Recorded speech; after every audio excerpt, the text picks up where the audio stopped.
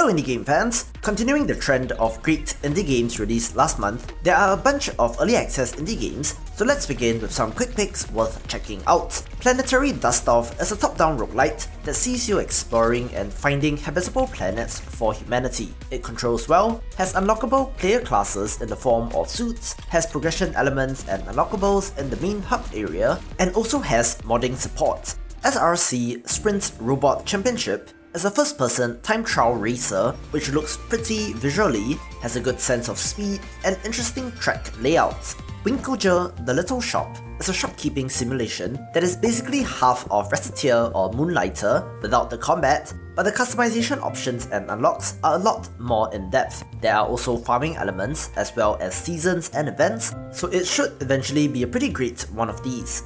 Redo is a Metroidvania which some of you might have caught me playing on stream, and I have to admit that I didn't have the greatest time with it due to the controls. It seems to take inspiration from the cinematic platformers of old, such as Prince of Persia, which means some delays in the jumps and a little bit of sluggishness in my opinion. Nevertheless, might be of interest to you guys. Finally, Wraithslayer is a Twitch action boss rush bullet hell avoider map where it is all about the battle with the Wraith. However, there are procedurally generated attack patterns which adds variety, and this is simply a slick and elegant game with the main focus of early access to be on bug fixes and balancing.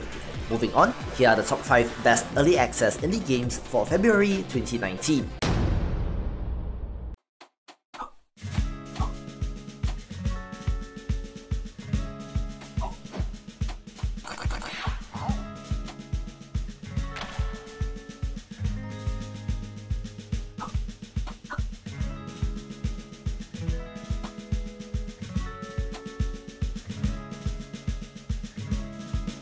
Million to One Hero is an action platformer with a level editor where you play as Epicus, a hero who has been blessed by the Greek god Kronos with essentially immunity from death, since Kronos can jump back in time. Essentially a Mario Maker-like.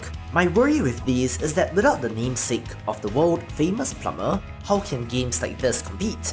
That aside, there is a decent amount of user-generated content, but I would like to see a more fully developed campaign from the developers. However, the platforming controls pretty well, and the editor is quite powerful, allowing you to create complete campaigns with multiple levels and even dialogue, so a good core framework that just needs more levels.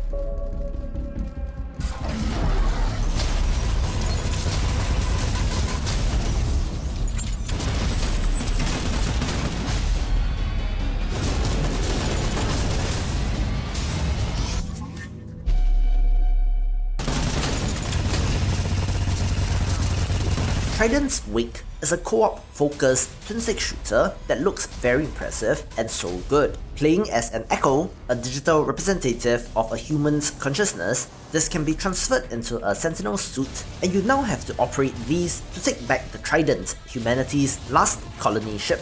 There are a variety of Sentinels and weapons available, with more to come in early access, together with more levels, enemies, tweaks and balances. This looks to be along the lines of something like Helldivers, so for your next co-op fix, definitely check it out.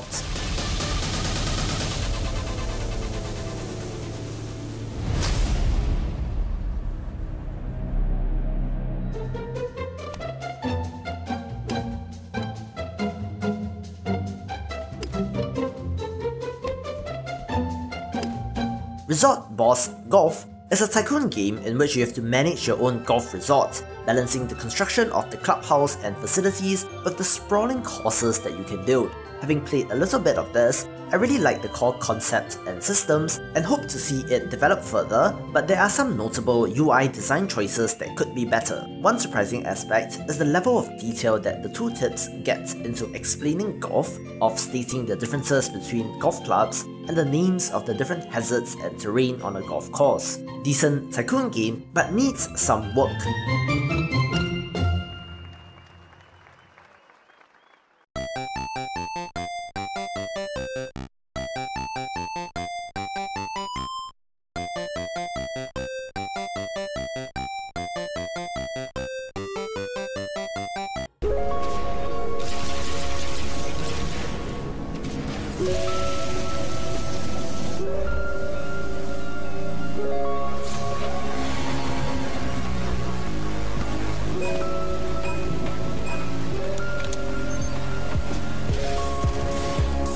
Beacon is a very stylish, sci-fi top-down roguelite where you play as successive clones of a space privateer, Freya Akiyama, who are searching for the distressed beacon of a crashed ship. The unique hook is the genetic manipulation system, where you can collect DNA from enemies and use these to mutate your clones, augmenting and adding abilities. There are multiple factions of enemies, weather events, 125 plus items, 75 plus weapons, 35 plus enemies, and 3 plus boss fights, so quite a well fleshed out game as of right now. Over the next 6 to 10 months, the developers are planning a major content expansion every 4 to 6 weeks, with smaller tweaks and fixes in between. Very promising and quite fun.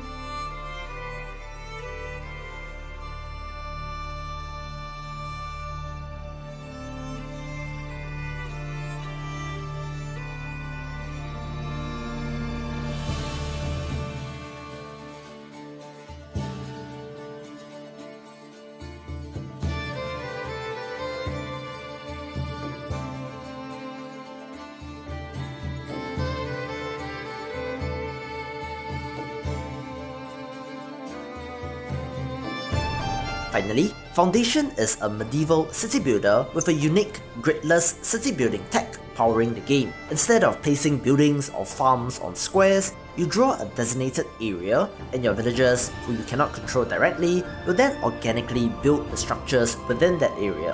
Being from a city in which we don't use a grid system, Foundation's organic towns is certainly of interest, and I'm even thinking further about if this tech can be applied to modern city building games. The developers state that there is about 40% of the planned content in the game as of right now, with early access planned for a year.